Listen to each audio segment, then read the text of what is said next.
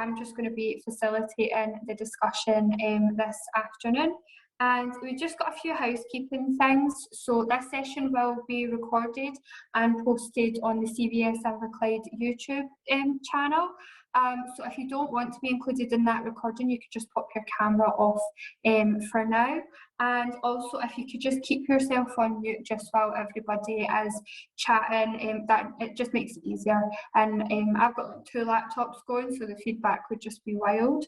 So it would be great to see who we have joining us this evening. So if you could use the chat function and just let us know where you're from, like what organisation you're from, what your name is, just a little bit about yourself, and we can just get a good idea of who's all here this evening. So please feel free to do that just now. And we do have a number of fantastic speakers this evening, including freelance practitioner Martin Danziger, Claire Dow, who is the Principal Events Officer for Dundee City Council, Kevin Edward Turner, who is the Co-Artistic Director at Company Chameleon in Manchester, and we also have Elle Taylor, who is the Gridiron Theatre Production Manager. So we've got some amazing speakers this afternoon who are going to be chatting about making art outdoors, and we also have some fantastic folks here with us this afternoon. So Marie is from Northeast Arts Touring, Kevin is from Inverclyde Youth Theatre, Chaos and No Nonsense Production, and we've got Roz from Inverclyde, from CVS Inverclyde as well. So if you're all happy, just keep sharing your details in the chat, then that would be great. But how are we, Roz, for folks? Do you think we could get started? I think we'll have a few more people coming to the waiting room, but great to get started, and we can just keep them. I'll keep letting them in as they come. Perfect. So as I said, we've got a number of really fantastic speakers with us this afternoon, and first off we have freelance practitioner Martin, who is going to do our intro this afternoon. So I'll just pass you over to Martin just now.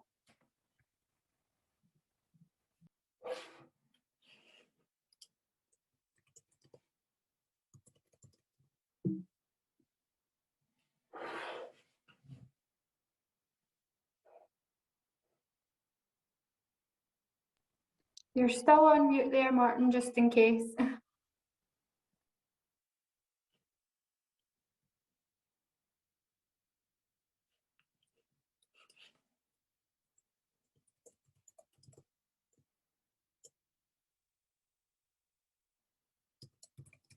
Okay.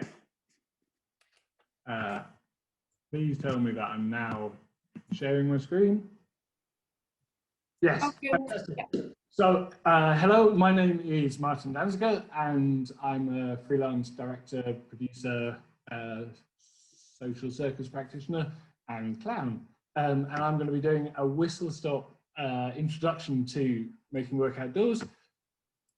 Before I start, everything I say will be wrong under certain circumstances and different situations. So yeah, all of these rules are rules to be broken, and they are broken wonderfully and brilliantly by everyone.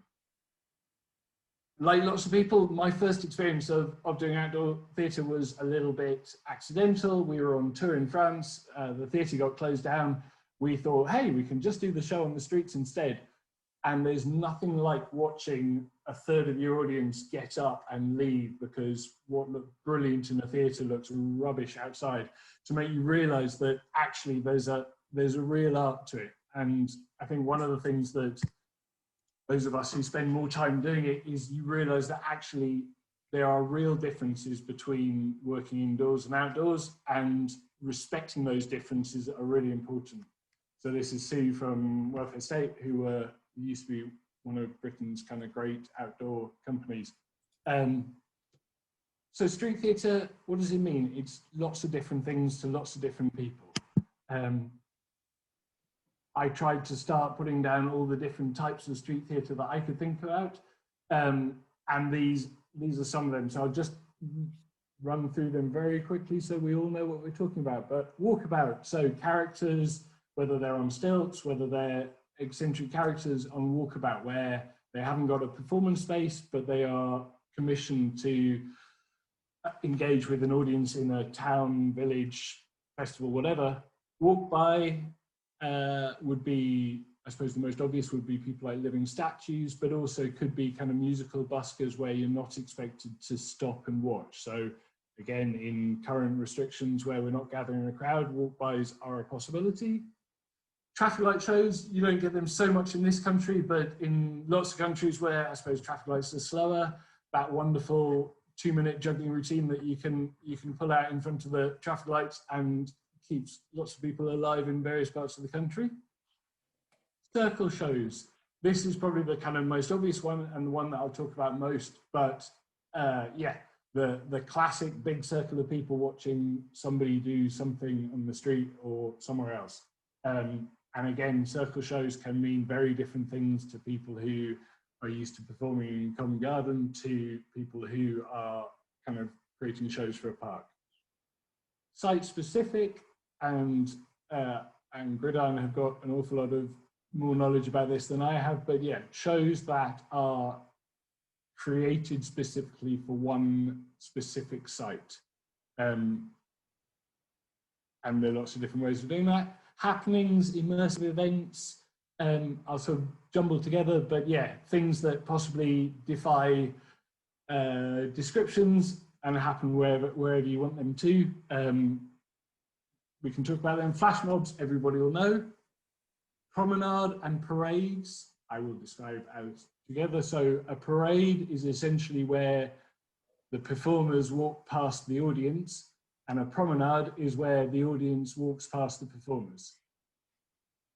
Soleil Lumière, I suppose traditionally these were really big, kind of almost sort of narrated history shows, and now they've become a much more diverse range. So something like Enchanted Forest could be described as Soleil Lumière, could be described as promenade, but anything that is foregrounding light and music over performers. And finally, those kind of giant spectacles that some of us love to do, but yeah, so the opening of Olympics or Commonwealth Games or creating your own malarkey. So why is outdoor theatre so different to indoors?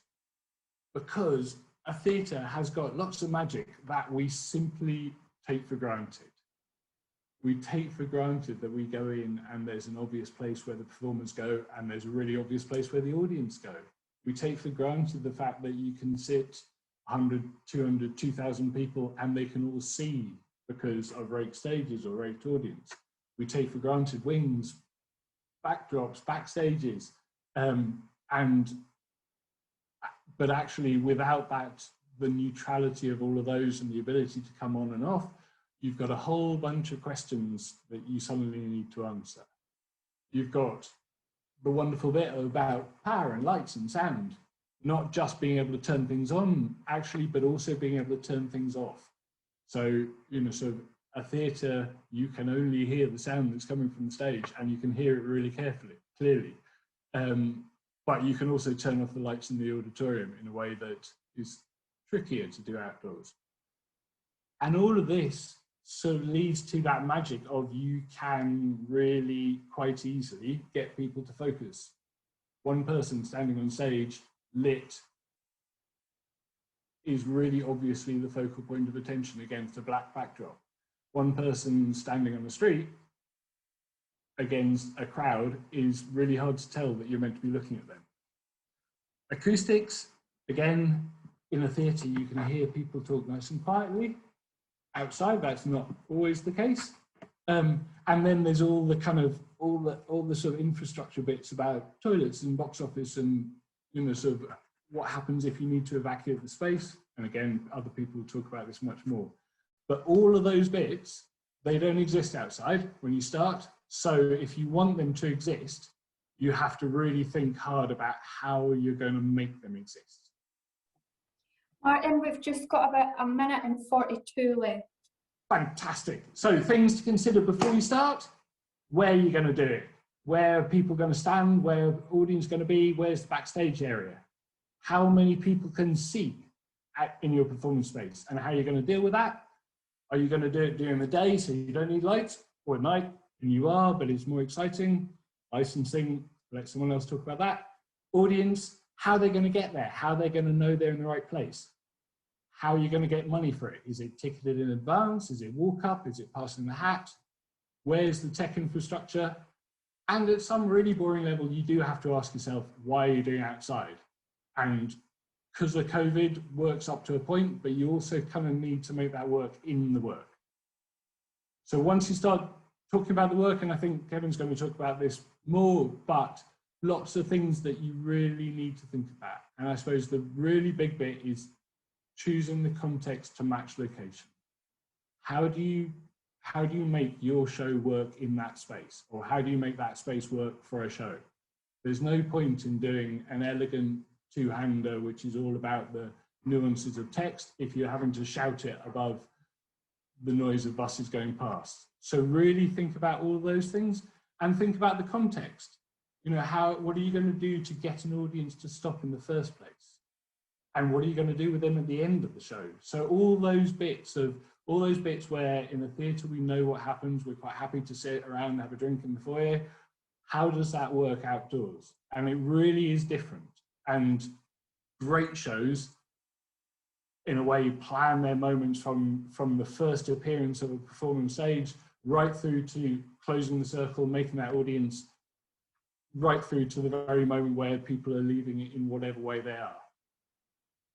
I'll leave this on briefly just so that it can be recorded, but this is quite a useful set of books if anybody's into books, of people who have worked in theatre. So yeah, check them out, and I can send that to anyone who's after it. If you're after more advice, Articulation is Scotland's Circus Street Arts and Physical Performance umbrella organisation, and the website and Facebook page is a great way of getting in touch with people who might be able to offer more advice. And hopefully everyone else is going to stick to time. I thank you. And I'll stop there. Thank you so much, Martin. So our first question for you, Martin, is what's the most memorable outdoor production that you've watched and what made it so special?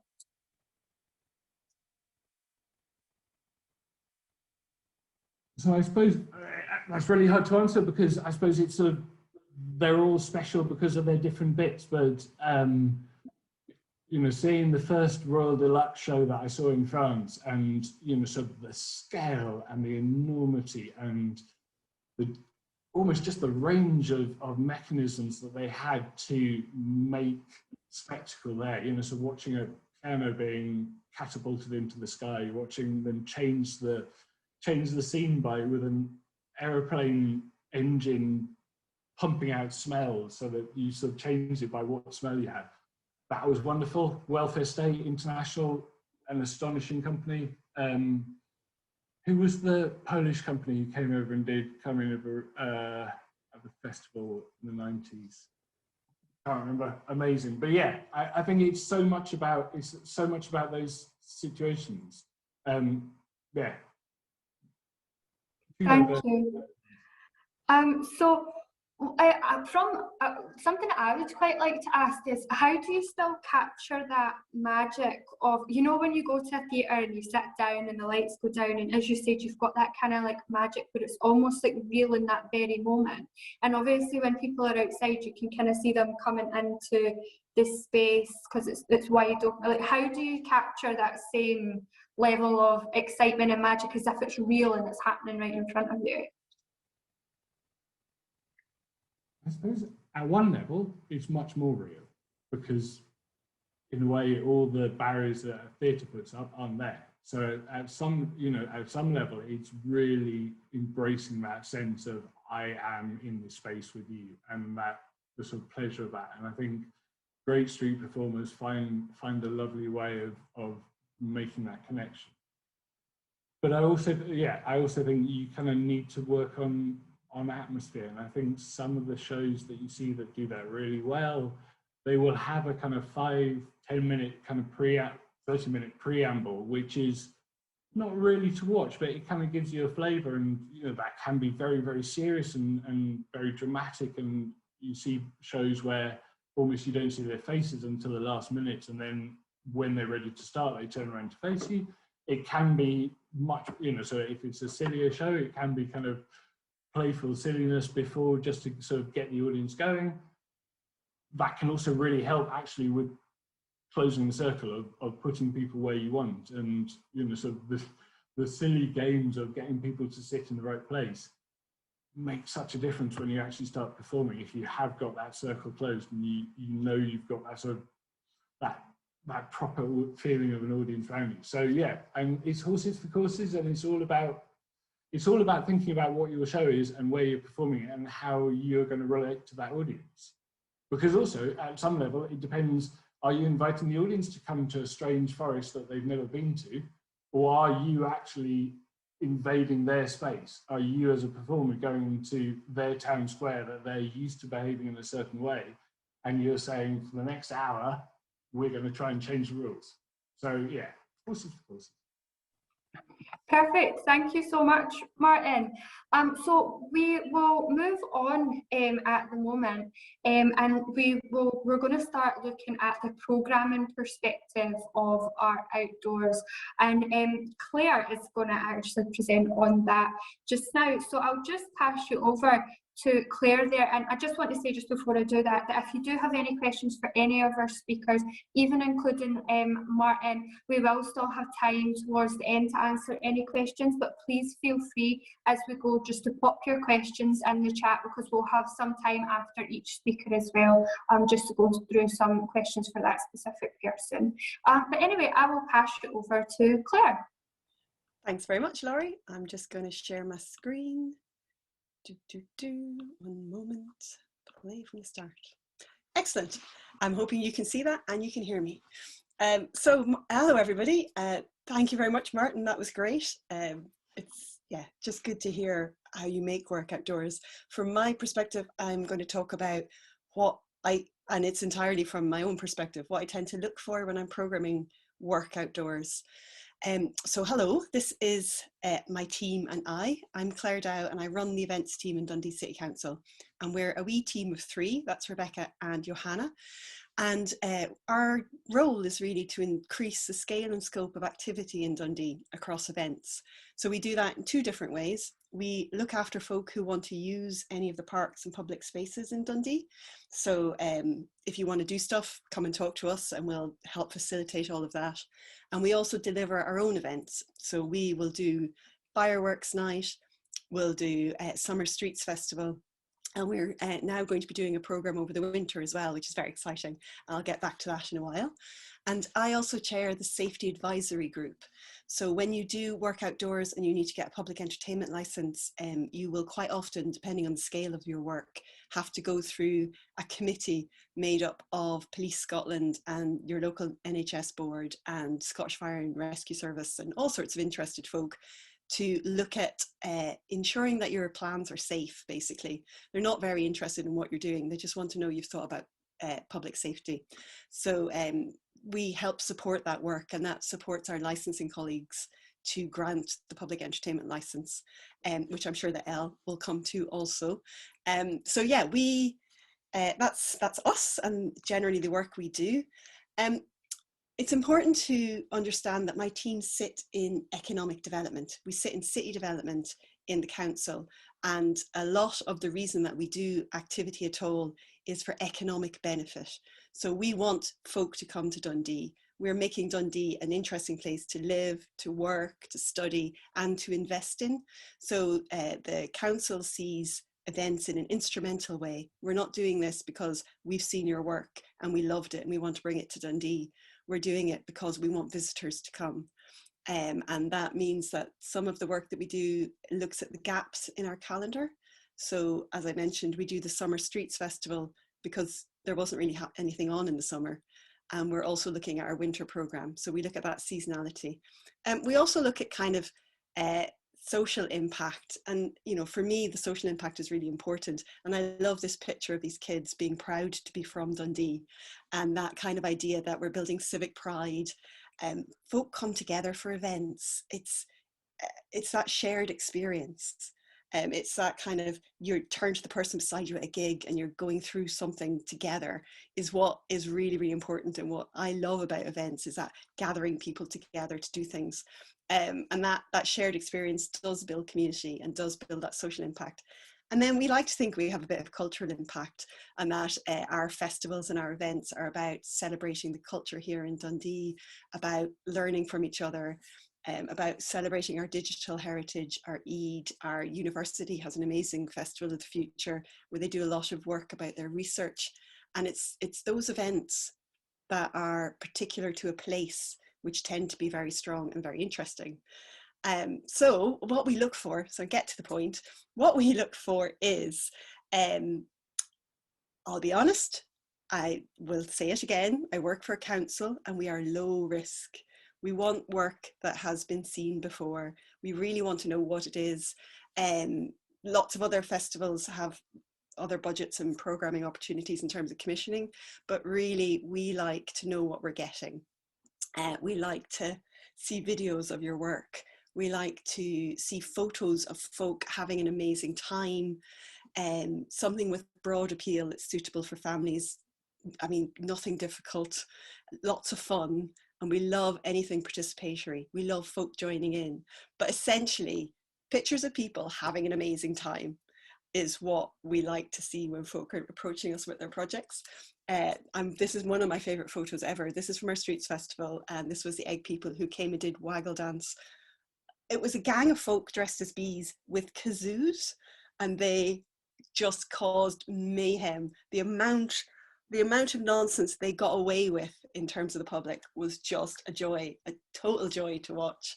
So yeah, Martin talked about spectacle, and I think for us as well, there's an element, we want a bit of spectacle. We want folk to know something's going on. So that previous slide, I'll maybe go back to it, of All or Nothing. Actually, I can't see because of where you guys all are, but there's a big truss and there's flags and there's stuff, like there's infrastructure. So even when they weren't performing, and even when they weren't there and there wasn't any music playing, folks still got a sense that something was going on. And I think, and you know, that was brilliant for us. The other amazing thing about All or Nothing is, again, we're a small team of 3. We were trying to run a whole festival across multiple streets.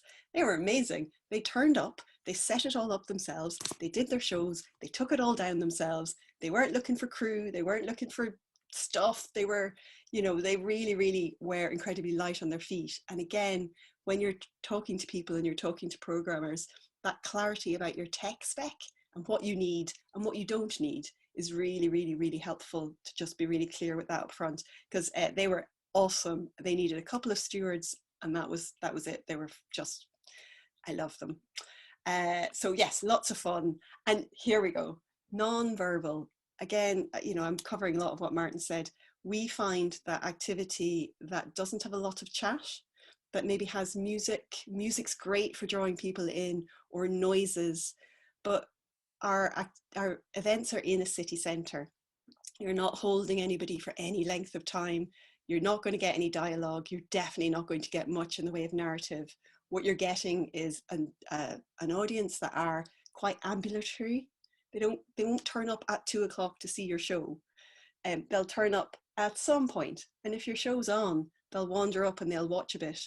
And as Martin said, they'll also wander away because they've got things to be doing. So it's quite important that you know, you might set performance times, but our audiences have zero respect for that, I would say. And also they have loads of chat. You'll get heckled. You will get chat back. So we've worked quite a lot with Alan and Serge in terms of their emerging street art performers. They come to Dundee and they try things out.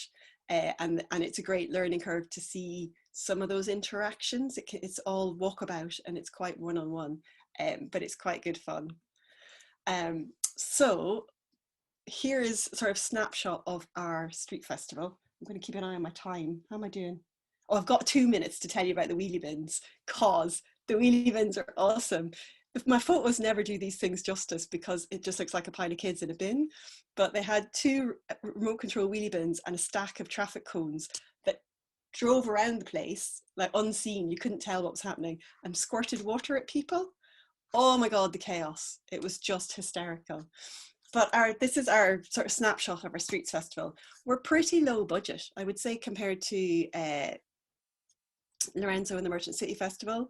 You know, we've only got about 20 grand to get entertainment. So we spend all our money on boring things like fencing and logistics and stewards and toilets. So we look to work in partnership with people. We are in talks with Doon the Rabbit Hole and again Merchant City Festival about how our dates might add up and might cause, you know, there might be some sort of logical touring progression. So we're doing what we can to kind of support performers who have work, you know, to get a volume of work out of us, so that you can travel on a little bit of circuit. So we're looking at things like that to try and help. Very quickly, this time last year, my team and I were working towards the big weekend with the BBC in Dundee. And then gatherings are not allowed. There's been a massive impact of COVID, huge suspension of any sort of gatherings, any sort of fun, fireworks cancelled, Christmas was cancelled. And our elected members have a massive aversion to anything that might look like the council, might possibly look like they might gather anybody ever again. So we did this kind of installation work. We commissioned 6 artists to fill our empty shop windows. You can see the window kind of before and after, which was lovely. It was great to be, you know, animating our city centre and making it gorgeous. And we did the same then again at Christmas with some Christmas tree themed stuff. But we're finding that installations, durational work, things that people can visit in their own time are massively increasing in appeal. And going forward, thanks to the situation we're in, we do have an awful lot of empty spaces, and we're certainly finding our budgets are tighter because we can't go to local businesses for sponsorship anymore. Those asks are really difficult. So going forward, we're looking at activity where we can manage. There's sort of 3 main things that we need to manage. That is capacity. We need to manage, oh, I've lost my notes now. Where's my 3 main things? Controlling the access to our events so we can manage capacities, hygiene, so definitely lots of squirt and sanitization, and track and trace. All completely possible to do on the streets, lots of clickers, lots of counting, but does need an extra little bit of thinking about who's managing your crowds, how are you organizing them, where are they going to be, are you in those public spaces, or are you trying to fence off areas? All of those are future considerations. But thanks to, there's a lovely bit of silver lining, because thanks to the lack of these gatherings, so we're not doing fireworks, we're also not doing our massive Christmas light switch on. We would cram 20,000 people into our city centre for 10 minutes of, you have to be there at 7 o'clock on Friday for the light switch on. We've now taken that whole budget and we're instead going to do a much more durational programme over the whole of December. Last year we started with this beautiful, this is the Dundee Christmas card. You could visit the Christmas card and you could walk in amongst it, get your photo, and it was lovely and it was very COVID safe and everybody was delighted. But it means that this year, of course, we'll do something similar, but we'll hopefully be adding sort of a programme of random pop-up performance and other activity over the sort of month of December. So we will have, you know, there's an opportunity in the fact that we can't gather 20,000 people at once, because we can do smaller, more durational, more surprising things, which hopefully will be lots and lots of fun. But from your point of view, in terms of how we program, there's nothing different in terms of performance style or activity. Go and check out Articulation. They've got lots of good work. Outdoor Arts UK also have lots of good work of networks of people, of what they're up to and videos and things like that. I think Martin said it already, outdoors not for everybody. You've got to be a little bit robust and you've got to be able to cope with the wind and the rain potentially, and your audience not being all that fussed. But yeah, I think that's all covered. But yeah, we will hopefully be doing more fun things in future with maybe slightly smaller crowds is all. Thank you very much. Thank you so much, Claire. That was amazing. I love to see everything that's going on in Dundee, because it's had such a big shift recently, and culture and arts and stuff. Like, I'm from Fife, so Dundee's like just up the road, and been able to see it change from being younger. Because all I knew of Dundee when I was younger was Sensations. Like but now it's just this fantastic cultural city, which it's always been, but now it's definitely been more recognised. So we've got a little starter question here. So if someone doesn't have, or an organisation or a freelancer doesn't have photos or reviews yet of their shows because they're quite new to it, how would you suggest that they bring something together for you guys? Oh, that's a difficult question, because, and I'm going to sound really harsh here, get your phone out and take some photos, or video a bit of, get your pal to video a little bit. I listen to other folk. I will listen to recommendations from people who have seen work. And so if it's been seen, but if it's brand new and nobody's seen it, then, put your phone on a little stand and try and capture some of it. There would have to, we will, like I said in the presentation, we work with Alan and Serge, and there are opportunities to develop your work and to get some feedback and some training. So, I think, again, as I said, we're pretty risk averse. So we probably, if I'm truthful, we probably wouldn't book you until somebody we knew had seen it, or we'd seen it ourselves, which is horrible, but I'm sorry, that's it. No, that's perfect, because everybody's got to start somewhere, don't they? So they'll probably then eventually work up to working with you guys once they've got all their stuff in place. Perfect. So another question is, are there any resources that you would recommend to help creators think in a COVID safe way? Yes. Oh God. I mean, if you really want to learn all about the COVID stuff, I can tell you I am drowning in guidance coming from the government. It is ongoing and ridiculous. I think I would send you to our website. If you go to Dundee City Council's website and you type in planning an event, you'll get our version of the government guidelines. You're very welcome to go to the government scot.gov website and Google COVID events, but oh my actual, it's pretty, it doesn't make any sense. Whereas our lovely officer Rebecca has taken all of that and made it much more practical. It's not that different, and we will get to a point where COVID is just something else that's on your risk assessment. It'll be just like bad weather, or emergency situations, or counterterrorism. You'll have a bit about infection control. It's what I didn't refer to very well in the presentation. It's secure your area so you can count how many people are there. It's have plenty of squirt at touch points. Elle's smiling because I'm stealing your thunder here. And the track and trace. You are obliged as an event organizer to have track or trace. So as a performer, don't blow bubbles at people. Don't hand them things. If you're juggling and they have to throw a ball back to you, that's probably a bad idea. When you are raising your voice, you would definitely want to keep away from people. So yeah, in terms of COVID stuff for performers, yeah, blowing bubbles, being too close to people when you're speaking loudly. The restrictions on singing are lifting, but I'd have to check, because actually I'm not 100% sure about singing and musical instruments at the moment. I'm sure it will be fine soon.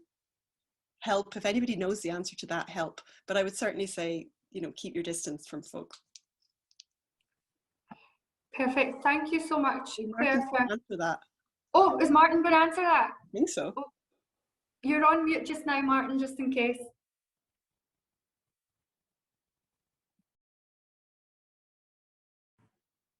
Yeah, I wasn't really going to add, but I was going to add a massive caveat that it's really easy to find rules online that are now out of date.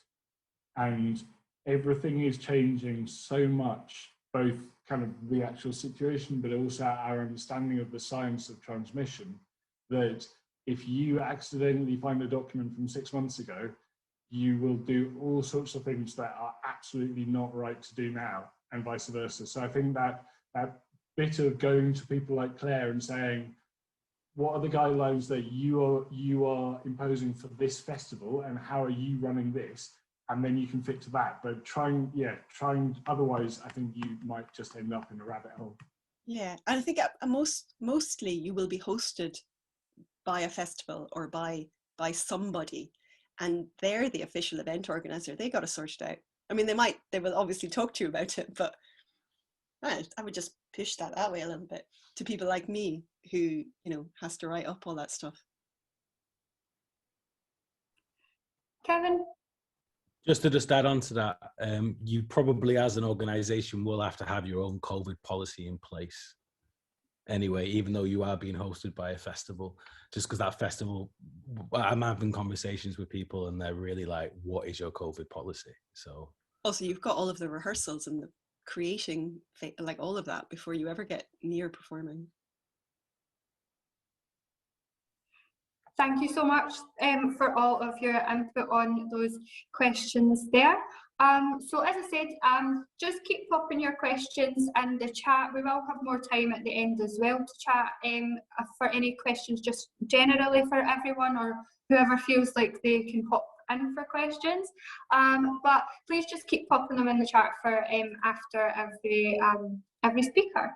Up next, we are moving on to Kevin, who is going to be telling us, speaking to us, sorry, from the artistic perspective. So I'll just pass you over to Kevin.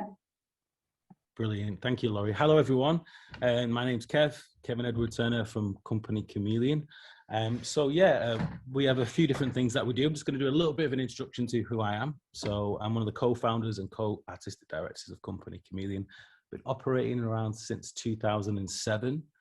Before that, I worked as a performer for many different companies, both here and abroad. And then in 2007, it was kind of my dream of an old friend of mine to set up a company in Manchester, and that's what we've done. And we tour nationally and internationally, work for the theatre. We also make work for outdoor public spaces, which is why I've been invited to speak today. And we also have a huge learning and participation program.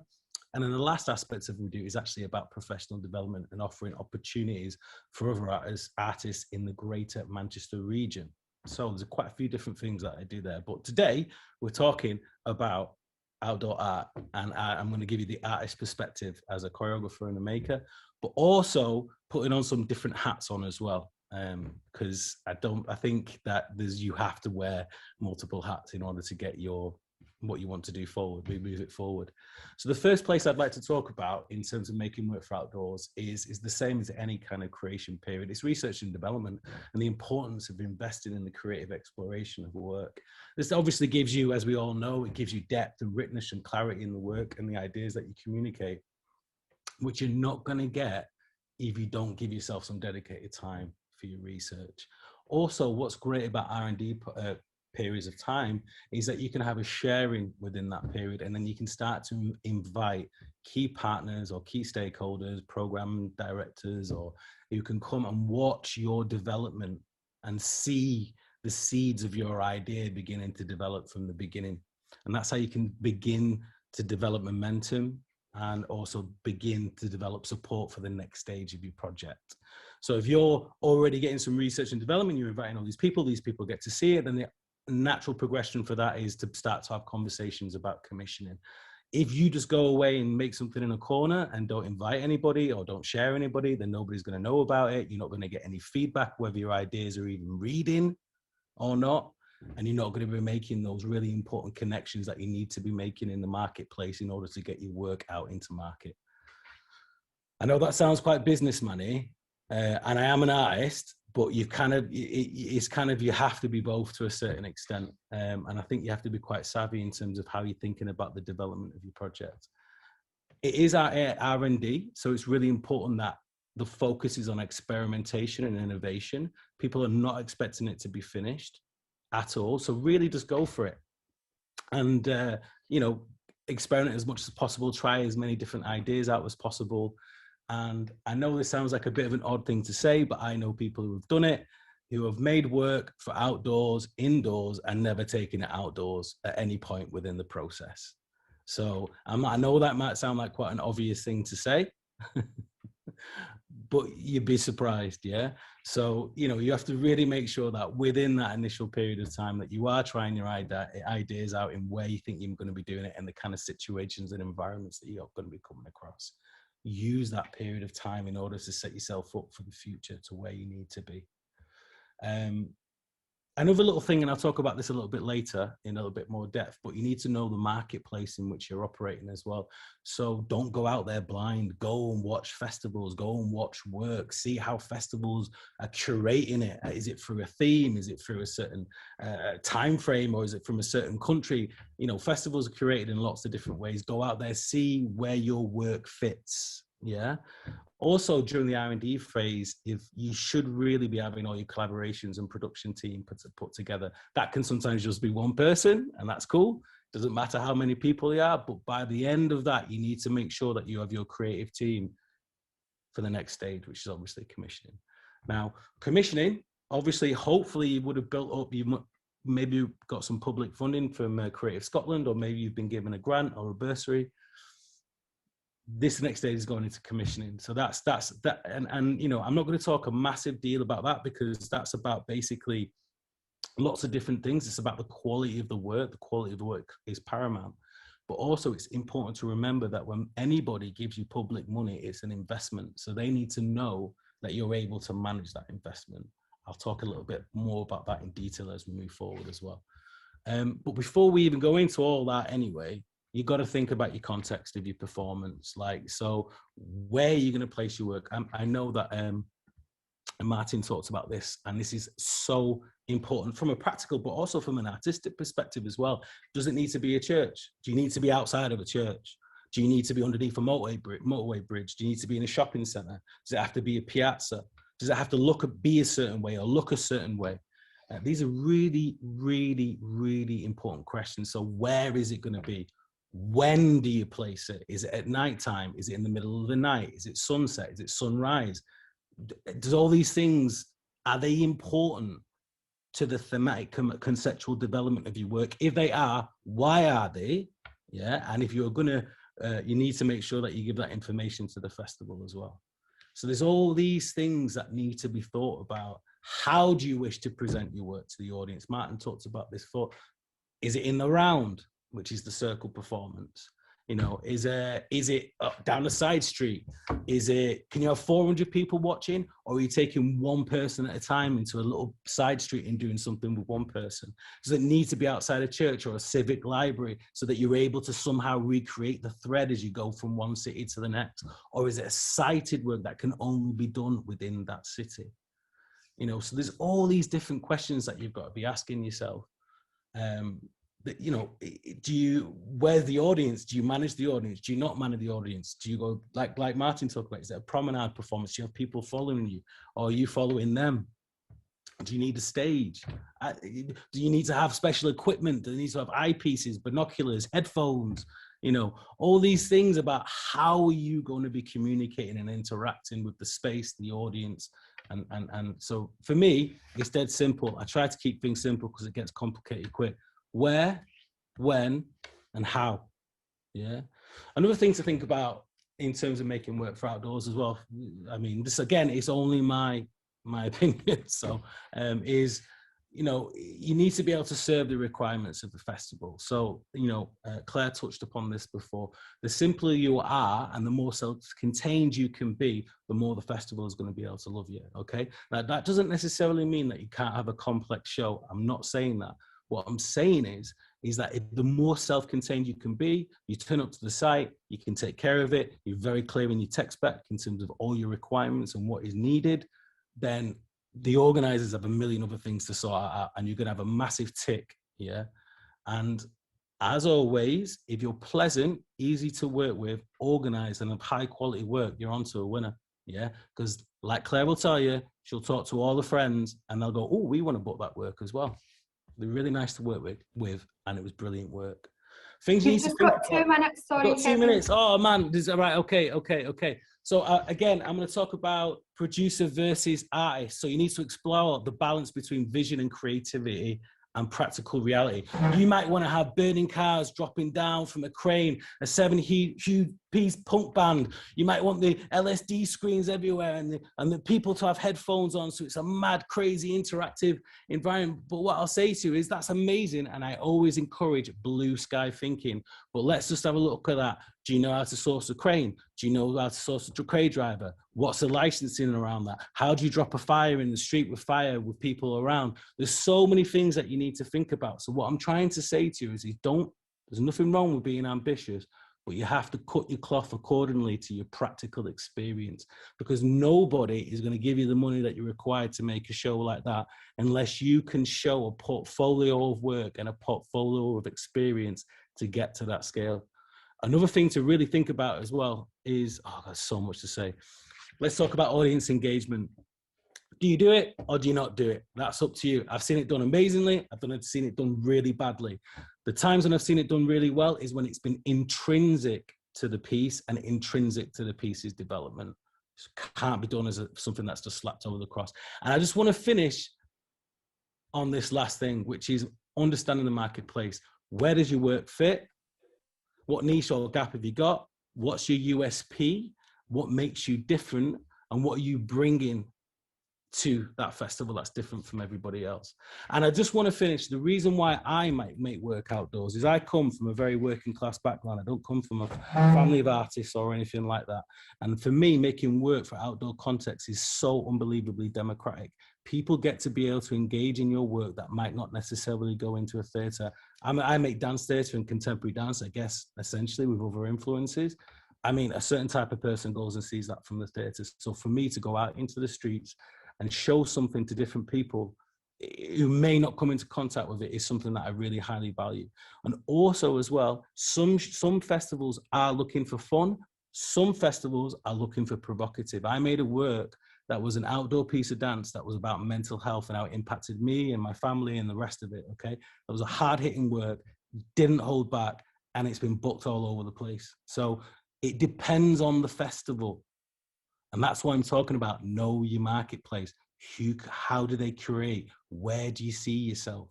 Yeah. Now, I've got a million other things that I want to say, but I think that's Have another wee minute if that's I can have another minute? Yeah. Okay. Okay, I skipped over loads of different things. Last thing, there's loads more, but distractions. How are you going to deal with them? Yeah, there's planes, people smoking fags and probably stronger stuff as well. And the rest of it, it's all going on around you. Yeah, so what do you do as an artist? How do you deal with that?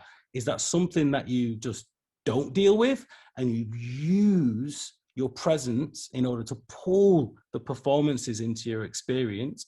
Or is it something that you use it as part of your text or part of what's happening, and you allow the flexibility for your performance to be able to incorporate any kind of distractions into the flow of the work? So there's 1,000,001 questions, like Martin said, that you need to answer. Not all of them need to be complex, but the most important thing, as always, is it's got to be high quality, be pleasant, make sure that people see it in its development and its process, know your place within the marketplace, and know why and you're doing what you're doing. Hopefully that was useful. It spoke really quickly. Thank you so much. It literally just buzzed there just as you finished, so thank you so much for that, Kevin. Just a question from me. What has been your most, like, obviously you spoke about the piece that you did around mental health and things like that, but what has been one of the most well-received, most successful outdoor pieces of performances that has been something that's actually been relatively, simplistic, like something that's not got cranes and cars and all sorts, but something that's really quite simple? The work I make is not complex by any stretch of the imagination. It's bodies and space. We work within the round, and we rely on the quality of the choreography and the basically the talent of the performers really to carry it through. That's a conscious choice to do that. I have seen other works with props and stuff, and for me, ultimately, it's about this. We did a show in Brighton International Festival down south, and we did the show, after the show, I've witnessed this, and it's about broadly about mental health issues, but more specifically about a crisis I had in my life when I became manic for the first time, got diagnosed with bipolar, and then went psychotic, had to spend time in hospital. It's about that, but more importantly, it's about the story of all the people around me who got impacted. We did that show in Brighton, and an elderly gentleman came up to me with his son who was about my age, and he said to me, you know, that performance, it reminded me of the time after my wife died, and he started telling me about this and telling me about that. And his son was stood next to him with his mouth completely aghast. And he said to him, Dad, you've never said any of that stuff before. And then off they went, having a conversation about something that's really important. So for me as an artist, I felt really satisfied because I'd provoked a conversation, I provoked a response, and now they were having a conversation about something that they probably should have had years ago. But that's what a silly bloke can be like sometimes. So I think that, you know, art is a real way of, you know, affecting people. And that's what's hopefully, for me, that's what it's about, is moving people.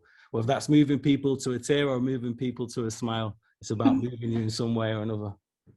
That's amazing. Thank you so much. And I was just thinking as well, when you're saying that outdoor theatre is so much more democratic and accessible for people, and maybe from the perspective of if you maybe reach someone in that setting who wants to take part in theatre, who wants to take part in being an artist themselves, but maybe doesn't necessarily have the same opportunity or the means that other people do. And do you think that by, you know, not using props and not using materials, that does maybe, you know, and ignite something in someone, being like, well, they don't have anything physical but themselves in that space, and I could do that as well?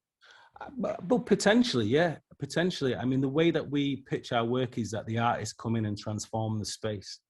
And that space that is empty then becomes pregnant with meaning by the very fact that they enter the space. The thing is, we're really lucky in a lot of the festivals that we go to, there's already an audience there for us. And if there isn't an audience, we make sure that we pull one. And, you know, I love it. I remember we were up at Stockton International Riverside Festival. I was doing another piece, Push a Duet. And there was about 5 guys who were working on the scaffolding fight, and they went to Greggs to get sausage rolls and then stopped. And then they didn't even eat the sausage rolls and watch the whole piece. So for me, that's like, you know, that's the kind of person that I want to see dance, who's like, actually, you know, one of them came up to me afterwards and was like, yeah, you know, it made me think about this and it made me think about that. And that's what it's all about. That guy's never been to a fair. I put money on it, you know, and that's what I love about outdoor art. It's, you know, and not all work I make is super heavy either. Do you know what I mean? It's across the board. But also as well, like, one thing I didn't talk about in my presentation is about legacy. So we do have QR codes on our, so people can find out about any issues relating to the piece, or if they've been impacted, or if they just want to find more information about the company. We also often hand out postcards as well with images on, which are a nice token that people keep and do put on the fridges, because we've seen pictures of them sent to the company. So there's like nice tokens where people can have a legacy. And I'm sure that if they find out a little bit about the company, and if they are interested in doing it themselves, that they could hopefully then find avenues wherever they are in their own locality. Perfect, thank you. That's such a helpful resource to have, especially when sometimes you see something outside, like say it was at the Fringe or something, and you're like, who was that? What was that person? So having that kind of tangible stuff there is amazing. Martin, did you have your hand up? You're on mute just now, just in case.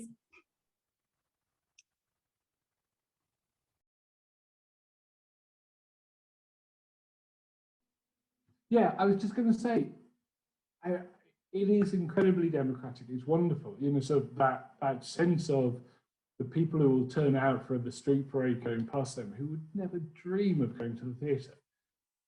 But again, because of that, we have to remember that you then get an audience that possibly has never been an audience before.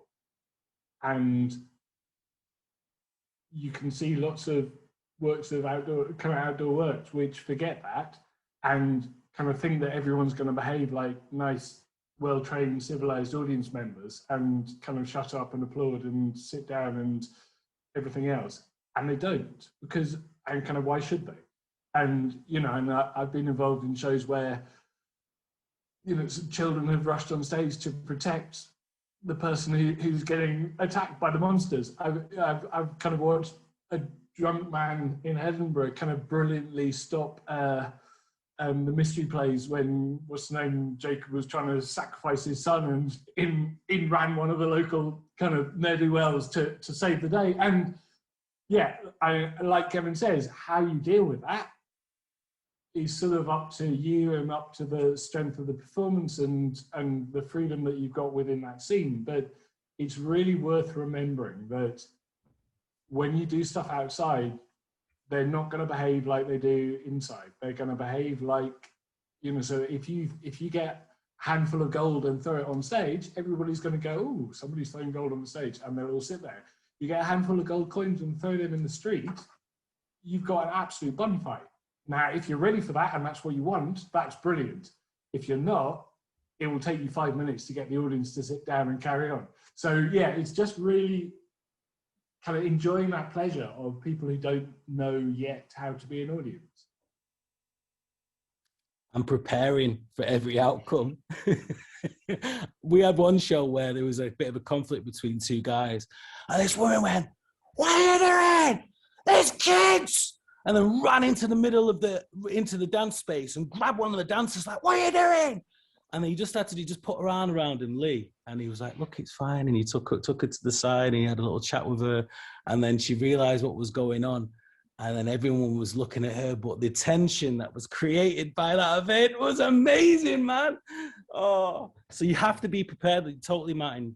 Like you say, they're not going to act in the way that you think that they may in a theatre if you're used to making work for a theatre.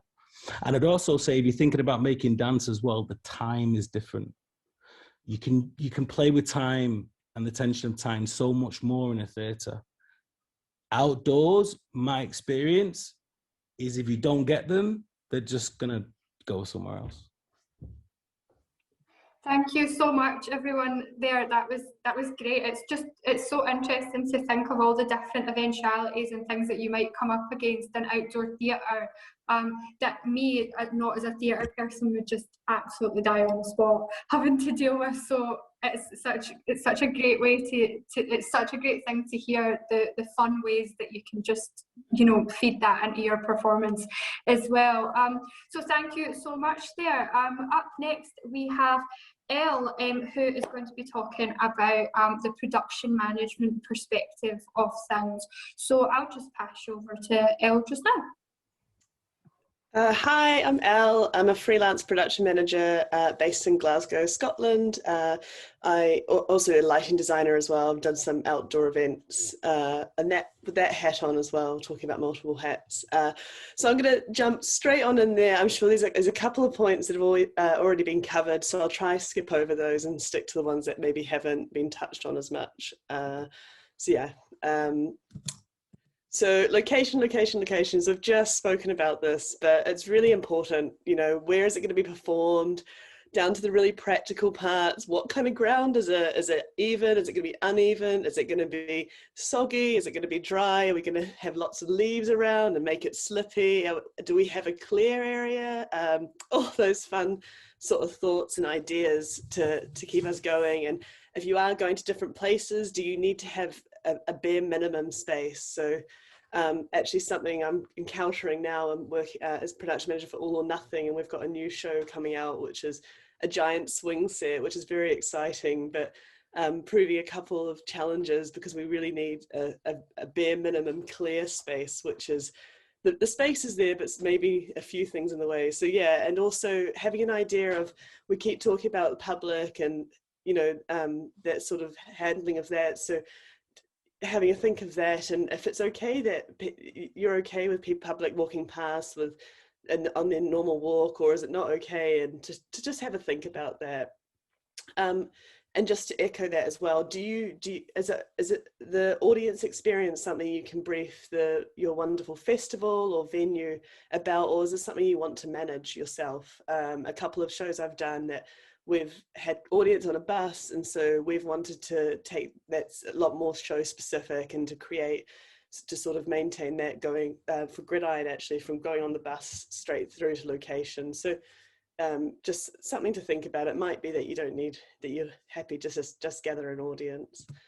The key, if is anything I could take away from a production manager's perspective today, is if you can be as self-sufficient as possible, everyone's going to be happy, both yourself and the venue, and it means that you don't have to rely on what's there. You can turn up, you know you're happy, and you know you're safe if you've got everything with you, which is yeah, I appreciate that that's not always the case, but if you can at least that's your aim, it's always a good place to start. And with the above point in mind, your team, so sort of keeping in mind of your worst case scenarios. If you're in the middle of nowhere and no one to help you, can you put your production on safely, and what team do you need to do this? And what time of day is your production? So we have touched on this already, but some, very simple, but daylight. If we're putting on the practical hat, if it's something you've done in the summer at, I don't know, 4 o'clock in the afternoon, and suddenly you're bringing it back out for maybe, dare I say it, a February time, you're talking about a completely different sunlight, and that brings in a whole lot of other practicalities to do with your just lighting and your audience safety and your own safety as well. So that just technical requirements, so lighting, sound, all great things, and rigging and set, so all great, but this does have a knock-on effect as well. So your lighting and sound, you're going to have to think about power and all of that, and also your rigging and set. So again, talking about ground, and if you're not going to be, you're going to be in different places, and you just want to make sure that that's done safely and that you have even ground, and what the effects of weather are. And rain is that's what I work back from when I'm ever looking after technical equipment for outdoor stuff, and IP rated, so IP being your weatherproof, as waterproof. But it's not to say that if your stuff isn't weatherproof that you can't make it weatherproof. It's just it's something you need to factor in about how you can make this equipment, because a lot of our stuff, especially with especially R&D, we create it, don't we? So it doesn't come off the shelf. So there are ways and means, but it's definitely something to consider. And as we were speaking about earlier, is actually going outside and putting your hat towards that. I've got just an example. This has been a saving grace for quite a lot of gridiron shows, and my walking trails and things, the garden sheds, and it's wet. I say not waterproof, wetproof. So you're talking about that condensation overnight, and dampness, and also having somewhere to lock away your valuables, just to have somewhere as a barrier. It's just so helpful, and also floor protection as well. Just that I think most people sometimes forget about that ground, and sogginess and wetness and all of that, and evenness as well. I've said about power, and also just to have a think, put the hat on about access. If you're going to need to get up high, what kind of height are you talking about, and what kind of ground are you putting this on, and in what type of weather as well. So and the last one, which I come across a lot, is your sound levels. It's great to have some sound, but sometimes sound travels in very funny ways outside, and so it might seem very loud to you, but other people on another side of a park might be hearing you. And also to have a think about you might have to bring it down for wildlife. Recently at Botanics, it wasn't sound levels, but it was lighting. I had to move about 4 meters away because I hadn't realized there was a badger set there. So just thinking about that, those sort of, we're not into traditional spaces that are to put performances on. So it's that sort of thing. Just, all sorts of things come out when you're outdoors, which is what's so great about it. The weather. So weather, I always advise to work from worst case scenario, which is, wet weather. As we're saying earlier, it's not for everyone, but it's you're talking your wind and wet weather, and sort of just being ready for those sorts of things. It might be that you've got a set, and a classic one is a gazebo, putting it up, and just thinking about when that wind comes in and it being anchored and all those sorts of things. And if you are getting it's not for you to take on, sometimes you can ask your set builder and they'll help you. There are people around you to help about this, but it's just to put it in your head and have that in your head and think about it at the earlier stages before you turn up to the festival. Lightning and all of that. So if got a metal structure or something about earthing it. But again, this is all just to get you thinking, not anything else. And another, the best thing as well is layers are your friends outdoors. So for the constant changing with weather, so you'll go from, especially in lovely Scotland, when we have rain in the morning and then we're bright and sunny by lunchtime. So yeah, and then security and facilities. So your self-sufficient idea, factor in where your team, where you're going to put your personal belongings. It might be that you just turn up in a van and that's fine. You can just put your personal belongings in there. But I think with all, especially on the first day, with all the other factors coming on and turning up, it's really nice to know, to have thought about that and not have to worry about that as an additional worry on the day. And the facilities as well. You know, your team or you are certainly going to be interested in about where the facilities are and where you can get a nice cup of coffee or some hot food, especially if it's a colder day. Just to think about that. And as I said about there, it's not just about the thieves, it's also about the wildlife. So I can tell you one time turning up on the next day and the badgers have eaten some neon lighting because of the chemical inside kept them warm, you know, that. So it's that type of chewing cables and, you know, it's keeping it, not to, you know, they're our friends, but also to factor in that sort of, it's not just people, it's wildlife around you. And that as well. I'm talking more about maybe the more site-specific pieces and parks. I just quickly aware of time. I thought I'd just give you a quick toolkit of when you're turning out. We're just at 1 minute, Elle. Sorry. Okay, great. That's fine. That's just a quick. You know, if you got this, you'll be sorted. So just your basic plans, knowing it's what your bare minimum of you need to put on your show. Tape measure. It's always helpful. Camera. You know, you can write everything down, but a picture's worth 1,000 words. Your exploring boots, once you've done a site visit, have a look around, get a feel for you and the rest of your company. And also just taking notes, because I don't know about anyone else, but as much as I believe I'll remember it, I always forget something. So just taking notes on the day. And paperwork, just as for anyone watching the recording back, I've just written down some very basic paperwork you want to cover, your manual handling, slips, trips and falls, falling objects, adverse weather, working in public, etc., etc. I do have a risk assessment available as an example. If anyone wants that, please give me an email, and method statements as well as your risk assessment should be included. Here's some useful, I've purposely not spoken about COVID because I felt like if I just spoke about COVID, I would have just taken up the whole rest of the 9 minutes. So I've got the COVID guidance, as it was said earlier. It's a bit of a minefield, but I've put the performing arts and the events, the local authorities, and the Visit Scotland advice as well for putting on events. I've also put in my favourite weather app that this is also a controversy, but I trust the Norwegian weather app as being the one that saves me the most. And your health and safety website's there. And thank you. That's my email if anyone wants to, if I can be of any more help, please do get in touch. Yeah.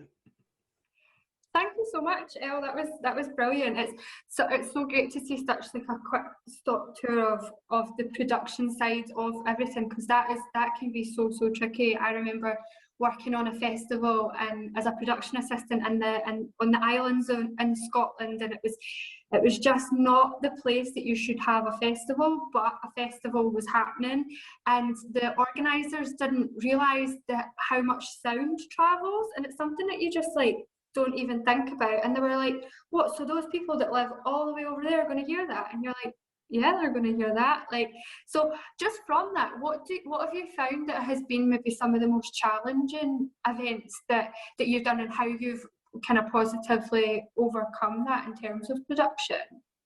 I think the most challenging, and I'm all for it, the challenge is for people who haven't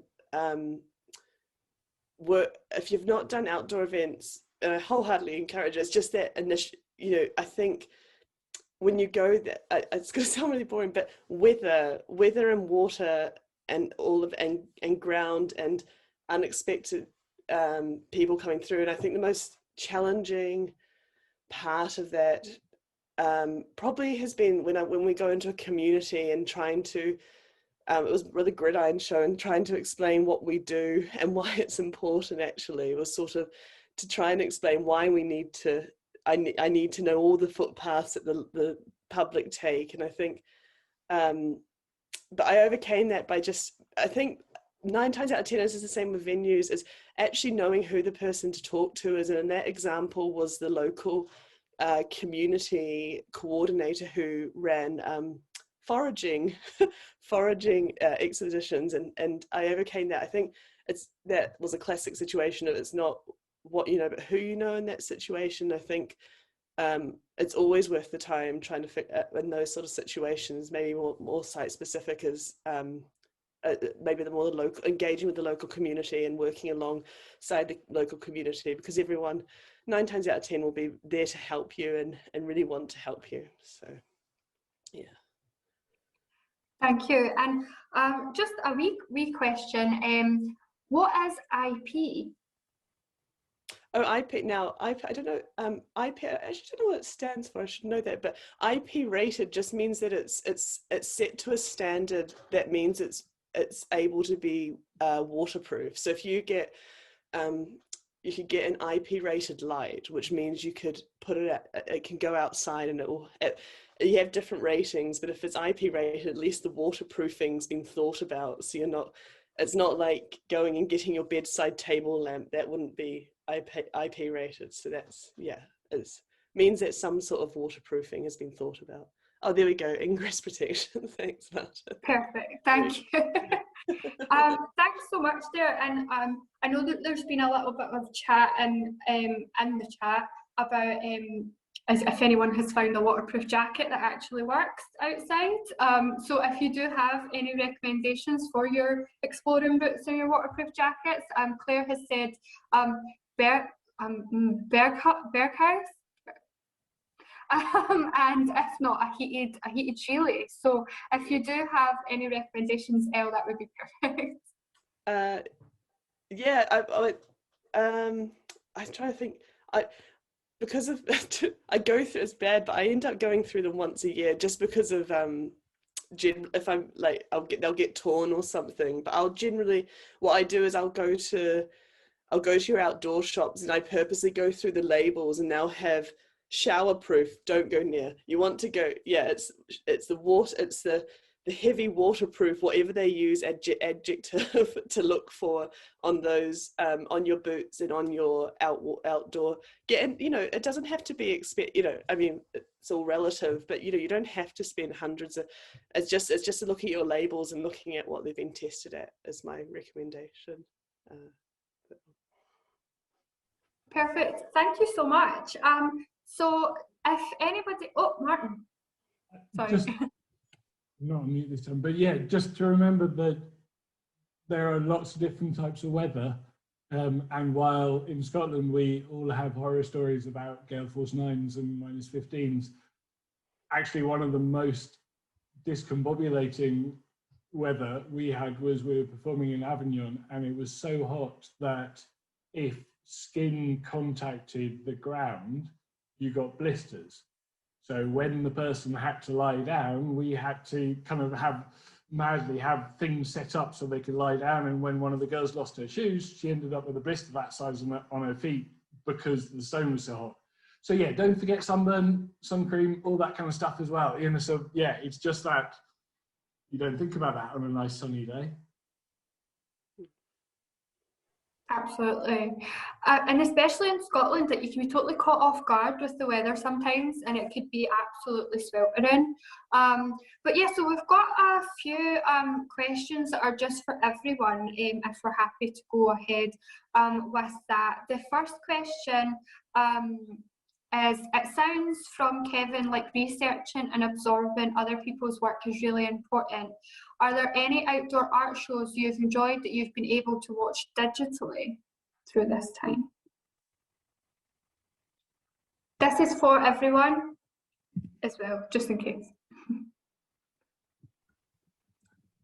I've seen people do a lot more dance for camera or screen dance. I'm not too sure what the most current term is. I've seen a lot of that, and some of that has been outdoors, but whether it's been specifically made in that way, I doubt.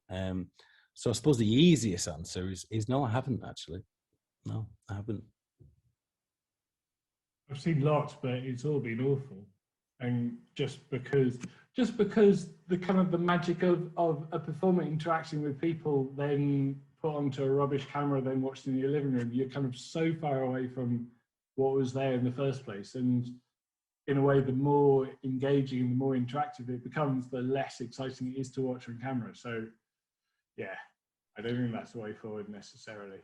I think I have to agree, Martin, to be honest with you, because I think when you start using the medium of the camera, that's just like a whole other thing. And I think you could enjoy something like, so some of those really big shows like, so Royal Deluxe or something, I think you could enjoy a film of that because it's so spectacular. But I think anything that is, like the Bumblebees would be awful on film because you kind of wouldn't be there to play, and it would just seem a bit kind of juvenile somehow. Whereas in real life, it's wonderful. So yeah, I think be really careful about what the sort of lens through which you watch it. Absolutely, and I think with the wheelie bins as well, it's just not really going to have the same effect, is it? So if you're not there in real life to get squirted, it just looks all weird.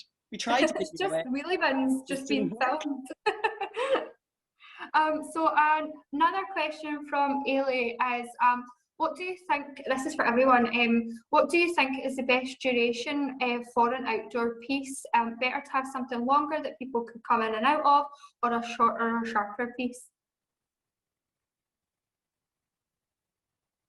It depends what you're doing. I knew he was going to say that.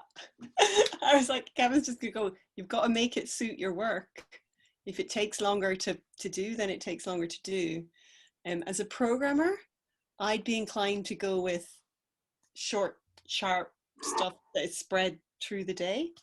But if that doesn't suit your work, if your work is a 2-hour epic, then, and that's what it needs to be, then that's what it needs to be. And it goes back to what Kevin was saying about, if that's your piece, then you need to research who's programming that sort of work and find the place for it. All I'd add was the colder it is, the shorter it should be.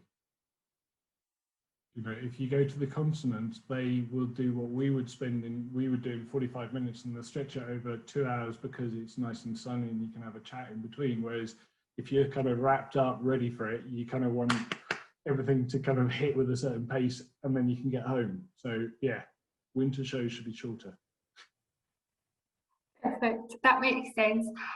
Just before we finish up there, because that was one of our last questions, that if anybody does have questions, I said this in the last session that we did, when you go to bed at night and you're like, I should have asked that question, and it just comes to you at the totally wrong time. So if you ever experience any of that, and you do have any further questions for any of our speakers from tonight's session, please email Roz, and Roz will be able to pass that on to everybody who has spoke tonight. Just before we finish up there, does anybody else have anything that they would like to add, or anything, just one final top tip? Kevin, yep. So Claire mentioned Outdoor UK Arts. That's a fantastic organisation. I'd also get people to check out Without Walls as well. I think they're also a fantastic organisation. And not only do they, I won't talk too much about it, but they're a network of festivals that share work. And they also commission work. They also provide research bursaries as well. So, I mean, for me, I mean, I've been lucky because they've commissioned 4 of my works, but I think they're brilliant as an organisation. They can really help you from the beginning of your idea to actually touring it. And what's great, it's not only just the festivals there, they also have like associated sister festivals. So it's just, if you get into that circuit and get commissioned by those guys, your show's probably going to have a pretty good life. Thank you so much. And Roz has just put Outdoor UK Arts and Without Walls in the chat, and Martin has shared NASA as well, if I've said that right, because I'm just saying it like NASA, like the space program, but I know that it's not. So check them out as well. But thank you so much to everyone who joined us tonight, and thank you so much to all our speakers for sharing all that really valuable experience and information. So this session has been recorded. Ros will get that captioned for us as best as it possibly can and popped on YouTube, so she'll be able to send out the link to you guys about that as well. Laurie has just said NASA and CVS, leave it to the US, because Laurie was actually asking what CVS meant earlier on, because they're from the UK, the US originally, and obviously CVS in the US is pharmacy. So there we go. But thank you so much again for joining us and asking all your questions and answering all the questions as well. And I hope you have a fantastic evening. I'll let you go and get your dinner now. But yeah, if you've got any further questions, just remember and email Ros, and I'm sure all of the lovely speakers will be able to answer as well. But thanks very much.